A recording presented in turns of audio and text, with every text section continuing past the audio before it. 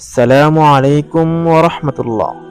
কিয়ামতের অন্যতম নিদর্শন হচ্ছে ইয়াজুজ মাজুজ, যারা একটি দেওয়ালের মধ্যে বন্দী আছে। চলুন জেনে নেওয়া যাক এই ইয়াজুজ মাজুজ কারা, কেন ইবাদতদেরকে দুই পাহাড়ের মধ্যে বন্দী করে রাখা হয়েছে। আসুন বিস্তারিত জেনে নেওয়া যাক। এমন এক জাতি নির্দিষ্ট করে জানা যায়নি। কেউ কে বলে হযরত আদম আলাইহিস সালাম এর কাউম, আবার কেউ কে বলে হযরত নূহ আলাইহিস সালাম এর সন্তান। এর মধ্যে দ্বিমত রয়েছে। ইয়াজুজ মাজুজের নাম বলতে হলে আমাদেরকে একটি নাম বলতে হয়, বাদশাহ জুলকারনাইন।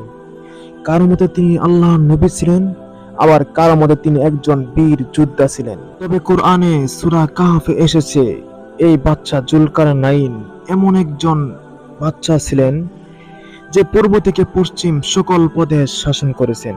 একবার তিনি এক গাছের নিচে এসে বিশ্রাম করছিলেন। হঠাৎ